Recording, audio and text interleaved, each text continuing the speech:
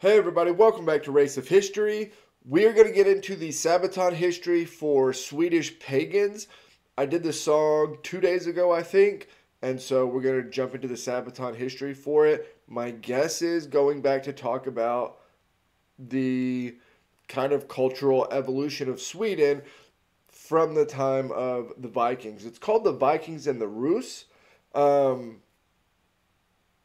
don't know a ton about like the formation of Sweden. Um, Obviously, they're super well known for, you know, Norsemen, right? Like the Vikings are a well known part of their history. Um, but outside of that, I feel like I don't really know much about it. So I'm curious to see what all they get into in this video. Just a heads up for everybody. I am I've got something going on health related. I woke up this morning with a super bad sore throat. So if my voice gets crazy during this video, that's why. And I have something to drink that I'll probably be drinking constantly to try to keep my throat clear during the video. So just a heads up going into it. But with all that being said, let's get into it. Swedish pagans, Sabaton history, and Tommy is the co-pilot today. All right, ladies and gentlemen, we have a very special treat in store for you today. I am sitting right now with one of the best guitarists in Sabaton. That's me, Tommy Johansson, and you are watching Sabaton History Channel.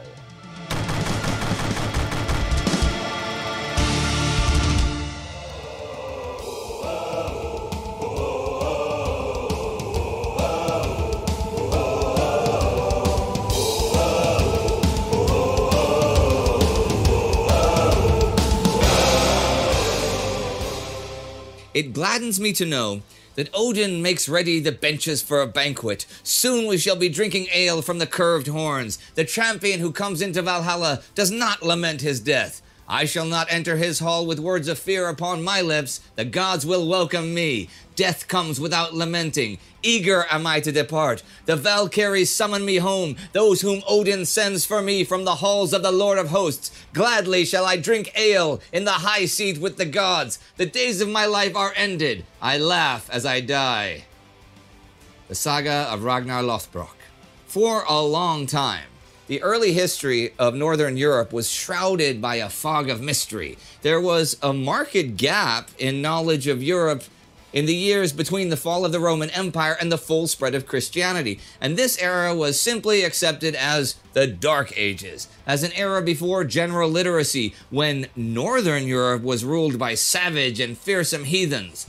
Those heathens, however, did leave behind their sagas, their tales of great adventures and battles. Yeah, and obviously the fall of the Roman Empire leaves a bit of a gap, right? A bit of a technological gap, cultural gap. There just wasn't anything like it to replace it. And so I can't remember the story of who it was, but it was somebody that saw, I believe, Roman aqueducts, or like the ruins of Roman aqueducts, a few hundred years after the fall of the empire, and just couldn't believe what he was seeing. I mean, it just didn't make sense.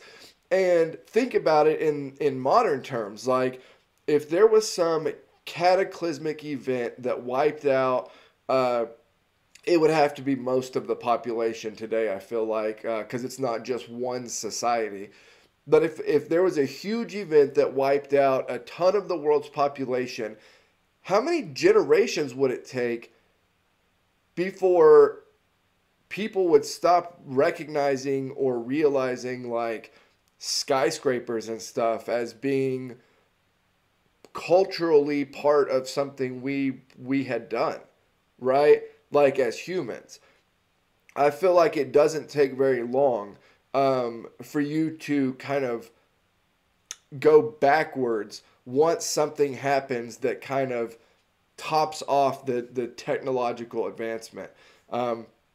But as always, things that we don't know are generally written off as savagery or constant conflict of peoples that weren't they weren't civilized, for lack of a better term. The Romans did that. Everybody that wasn't Roman was a barbarian. We have done that also for forever historically. But that's not the case. Obviously, all of these different groups and tribes and peoples had their own cultures and religions and sacramental rites and just everything, right? Everything, and they're all super, super interesting. But yeah, historically, they've kind of been pushed to the side when there's not a lot of information known. Scandinavian archaeologists of the 19th century were confronted with a confusing jigsaw puzzle of burial mounds, cryptic runestones, and medieval scriptures. But then in 1880, a breakthrough was at hand with the discovery of the Gokstad Mound in Norway.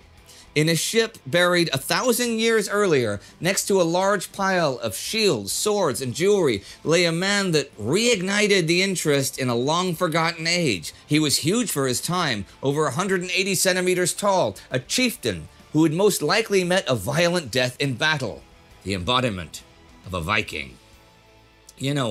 For a long time, Scandinavian scholars had seen the Viking Age as the end phase of the Germanic Iron Age. Too little was known to be precise, and even the word Viking was of questionable origin. Most historians refer to the Old English word vikinga, which was repeatedly used to reference warriors coming from the sea in Anglo-Saxon chronicles. It was also the British who gave their history a distinct local Viking age, right? From the first violent raids on their shores in 793 to the Battle of Hastings in 1066. If we asked a Swedish pagan in those times where his origins lay, we might have gotten an answer similar to those we'd get from the Icelandic Edda, a compendium of Norse folktales, that once there was a time where worlds were not only divided by light and darkness, but by deep chasms from which the giants ruled, until Odin, the all-father of the gods, slew the giant Ymir, whose flesh gave birth to the land and whose blood turned into the sea. On their journeys and in war, the pagans looked to Odin for guidance and blessings. He was the god of war. So I talked about this in the Discord just a few days ago. But one of the things that I find really, really interesting is who old societies, and particularly old societies we don't know a ton about historically, who they pick to be their top god and what his attributes are, right? Because to me, that signifies what that culture or society looked for in leadership. What they saw as, what makes a good leader. They kind of like put those attributes on the god that was the leader of the gods, right? And so it's very interesting to me as you go through history and look at some of these different societies that we don't have a ton of information on. Who was their god that they put above all other gods, and what were his attributes? What were they looking for in their king or their chieftain or whatever? What attributes were they looking for? What did that society see as important for being able to lead them forward? Who sends his favor to the bravest of them. But, like the Vikings themselves, Odin was not single-minded. He was also the god of poetry and the god of wisdom. Once he sacrificed his own eye to bring pagans the knowledge of the language of the runes. Such runestones can still be found all over Scandinavia, and although the pagans were otherwise illiterate, They give us a little insight into important people or local customs. Outside of battle, the pagans honored Thor, the god of thunder. As the patron of the farmers, he rode the sky in his chariot, bringing thunder and lightning down as a sign of power. Scandinavian metalworkers crafted jewelry and amulets in the form of Thor's mighty hammer to attract his protective powers. It was the belief of the pagans that the worlds of gods and men were connected, and although the fate of each man had been decided at his birth, the gods could still intervene and change fates along the way. And the northern gods were no super ethical or morally upright beings. They were flawed and at times even treacherous and ruthless in the pursuit of their goals. They watched and they cheered as men toiled and struggled, and it became the pagan way to live with this feeling of cosmic order and worldly chaos, of predestined fate and yet personal responsibility. Showing courage, taking risks, the will to sacrifice, all these were essential parts of Norse culture. There was no place for weakness or cowardice because everyday life in Scandinavia was harsh. Far away from the civilizations that had been touched by the Roman Empire, it was hardly the place to sustain a laid-back lifestyle. People stayed loyal to their communities through personal oaths, and laws manifested themselves through societal pressure. Deals, threats, and promises had to be made in public so that no party could back out without bringing shame on their name and their family. In the dark winter... Yeah, I don't know if anybody outside of America knows or has played this, but the latest Assassin's Creed game, Assassin's Creed Valhalla, is in the time period of the Vikings, played from the perspective of a Viking. I think it's really cool. The Vikings are a very interesting historical conglomerate of cultures to me. And I you know, they're really interesting to me, which is why the idea that nothing was really going on, we don't know much about it, and therefore that time period is not important, seems kind of crazy to me. Because this is, to me, this is one of the more kind of interesting evolutions of cultures throughout history. Winter months of Scandinavia, each man was obliged to show hospitality to his fellows, which resulted in feasts that often lasted for days. And there, poets and musicians, skalds, recited and sang tall tales of their revered ancestors, of the gods, and of their heroes. It inspired men to make a name for themselves, so that the skalds would one day sing of their deeds as well. The bravest of them might even find a way to ascend into the halls of the gods themselves.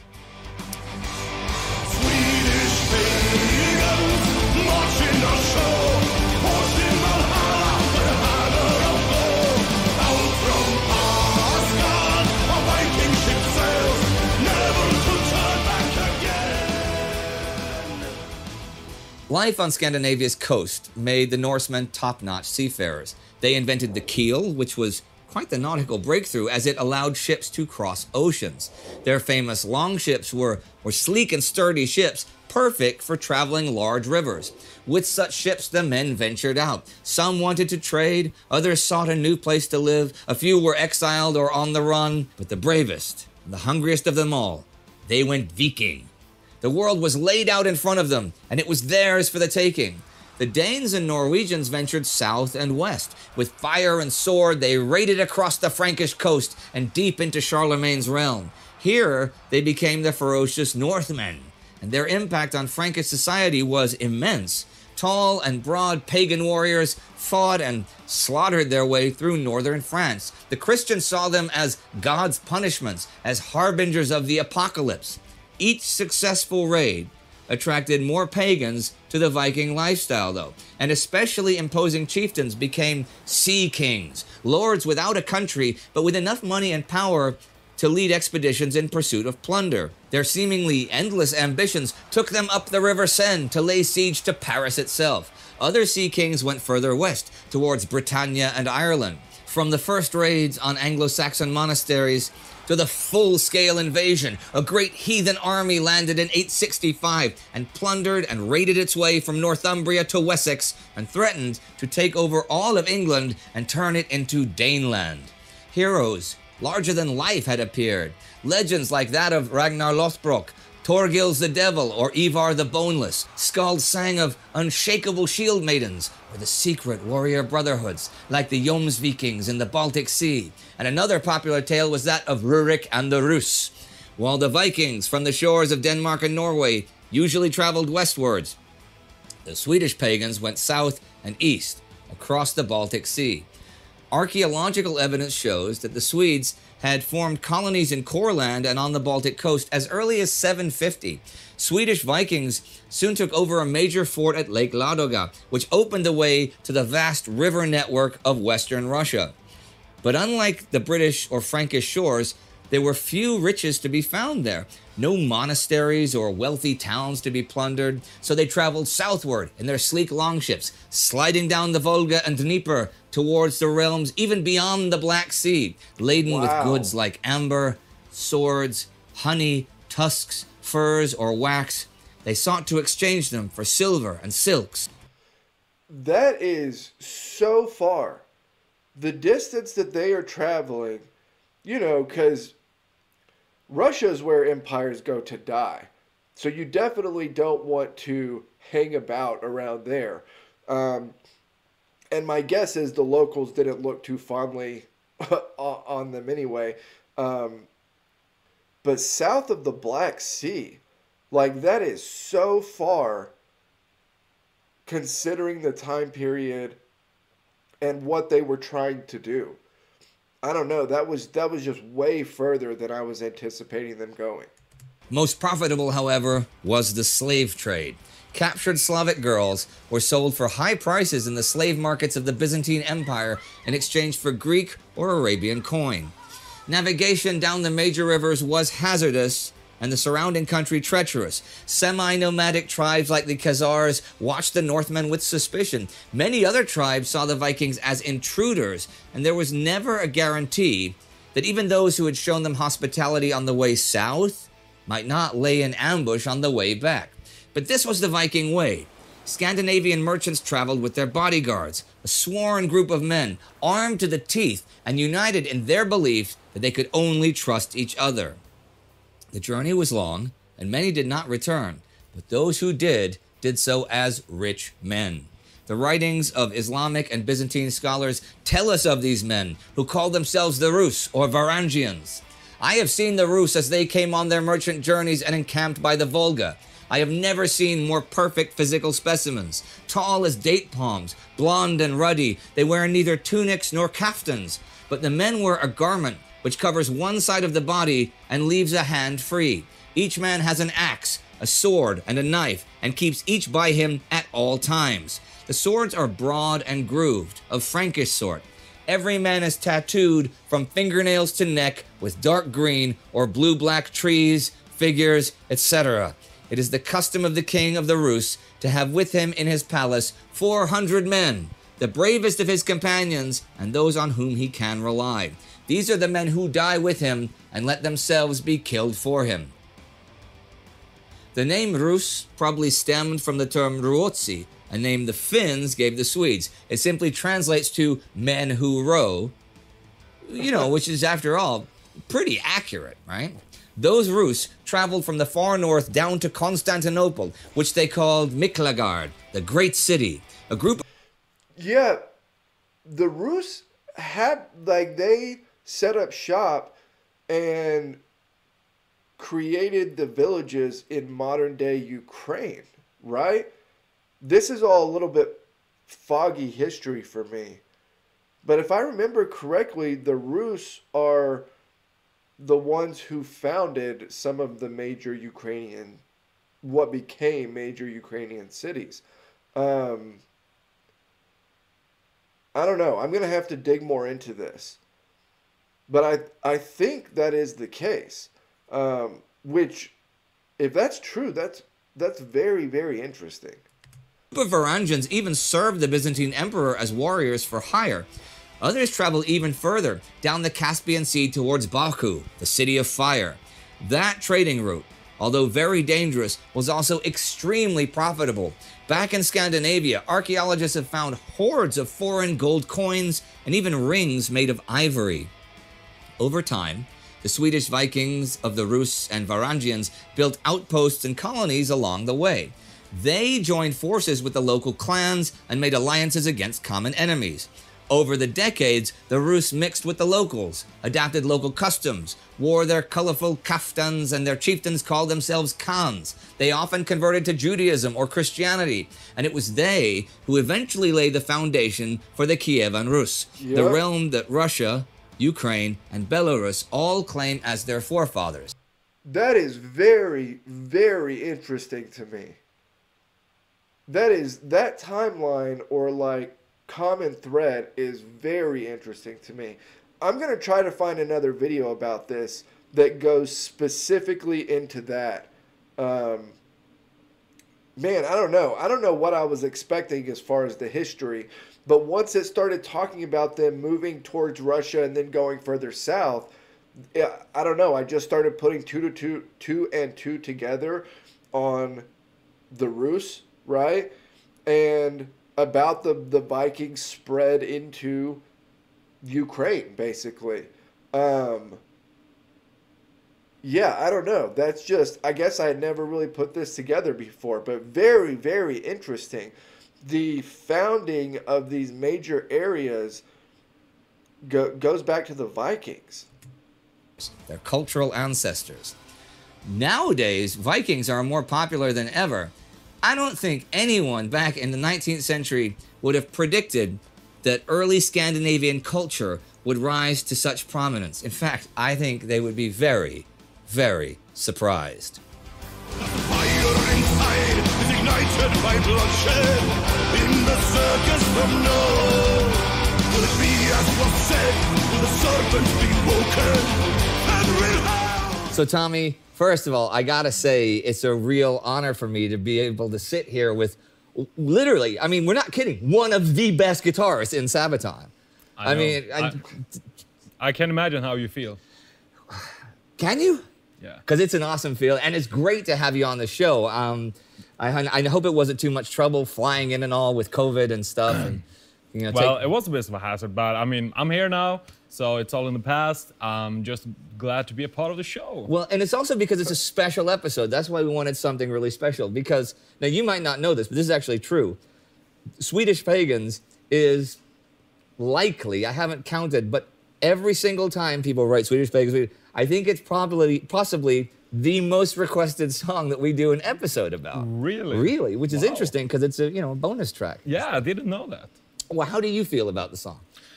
Well, it's one of the most requested songs live. Yeah. So. But why is that? Why do you think people have this thing for it?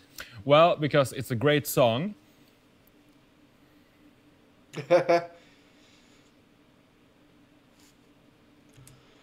I'm curious what you guys think about that. Why is this such a popular, highly requested song? I would say it is a great song. It's a great song. But I would say it's kind of an ode to your ancestors, to your like cultural past lineage. I don't know. I'm an outsider on this, on this conversation, but I'm curious what you all think. And it's a great song. Yeah. And then why is it a bonus track then? Why wasn't it a proper track? Well, to be completely honest, Indy, I was not a part of Sabaton when that song was written. But you must know the tales whispered on the night winds. And those tales are legends. Yeah. Yes. Okay, so make one up. Oh, okay. So here it is. They thought that this song, no one is gonna like this song. Really? So, but we recorded the song, so they put it on the album as a bonus track, and thought, well, no one will recognize this song or remember this song or even listen to it. But then people started to listen to it, and the rumors are starting to spread all over the land about this one song, the song of all songs, called Swedish Pagans. And it reached the crowd during a Sabaton show. Someone in the distance, the singer of all songs, would sing, "Oh," and people would turn around and say, "Hey, I know that melody from that bonus track." And they start to sing along. And the band on stage were standing there like, "What? They're singing this song? Yeah. This bonus track? What is this? And do we know that song? Yeah, sure. Okay, let's play it." Yeah. And from that day on, the song was played on every Sabaton show, almost. Almost.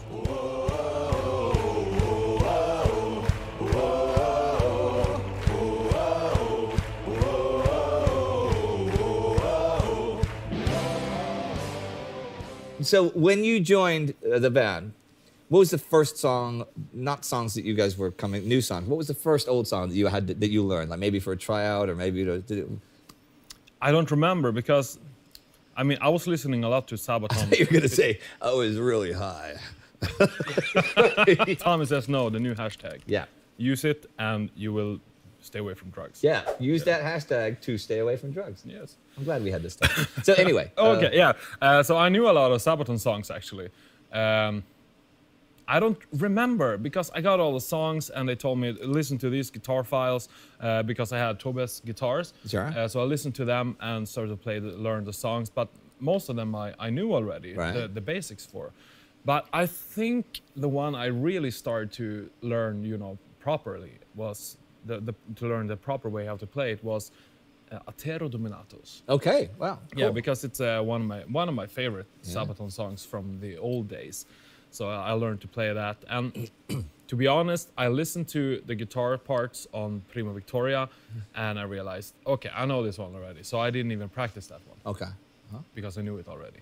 But and when you started doing songs like Atero Dominatus, older songs and stuff, would you be required to play like the original solos note for note, or did you get to do your own, or did you come to some compromise, or how did that work? It was kind of a compromise because I listened to the original songs Yeah.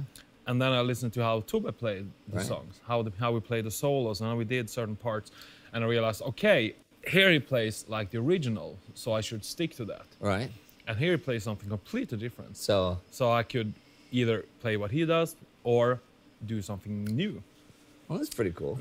Yeah, I mean, because some solos from the old songs are very, very nice, very cool solos. We don't need to change it. Yeah. But then maybe when they're doing something fast, Tube did something different, and I feel okay. I can space out here and do something. Well, it's nice to have some freedom. I mean, obviously, freedom. You have it on the songs that you are the first guitarist. Yeah.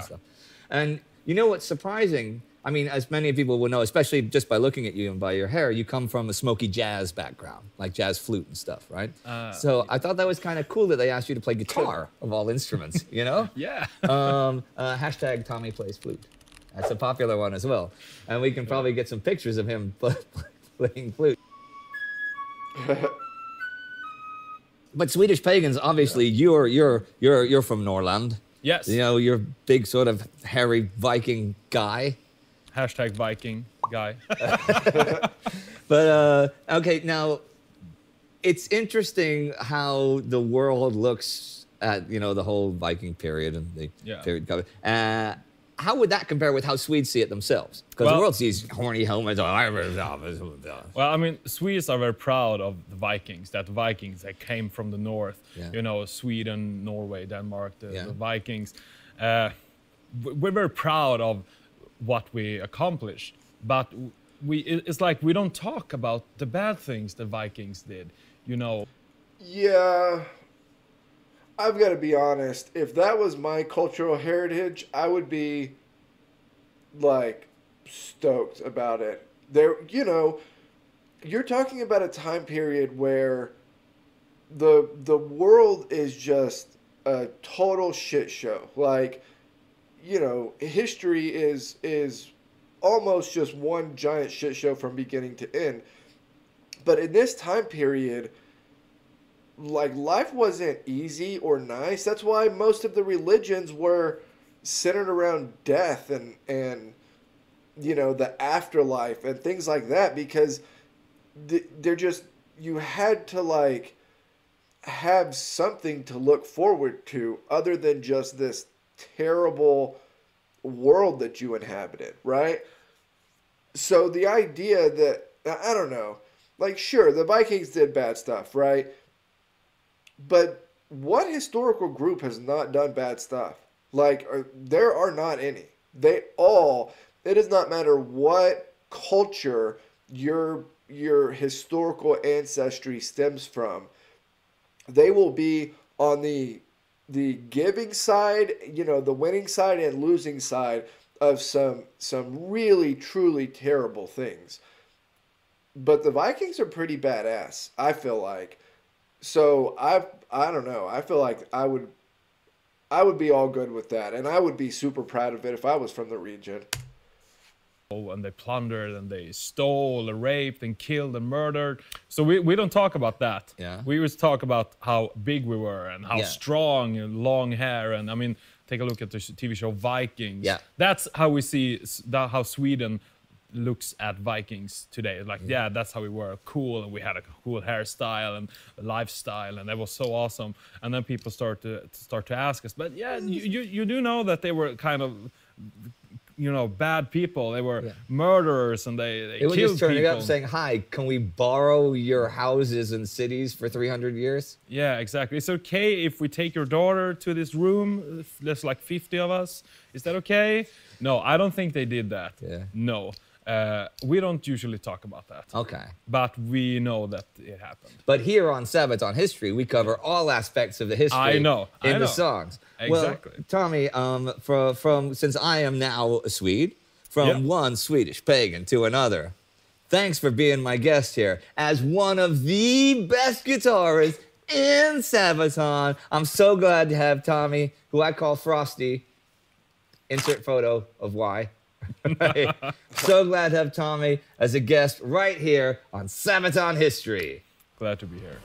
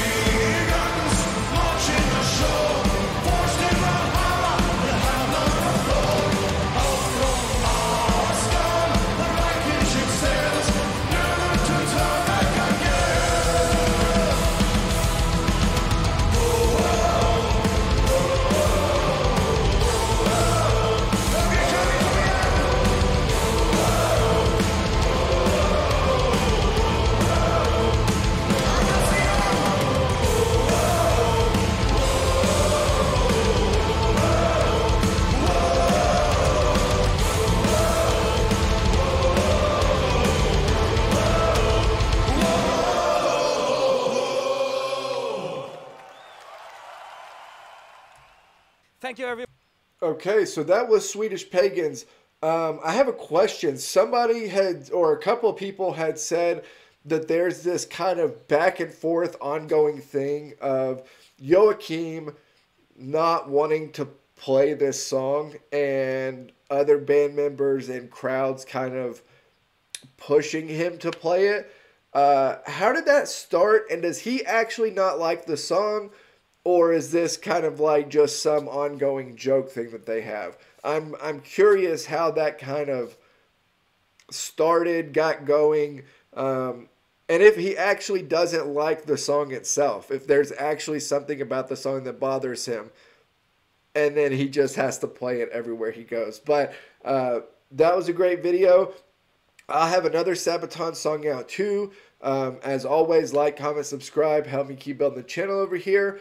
I will put the link to the Discord down below, and you can join over there. I have a channel recommendation page where I get all sorts of suggestions that I pull for these videos. So, but yeah, with all that said, I'll see you all next time.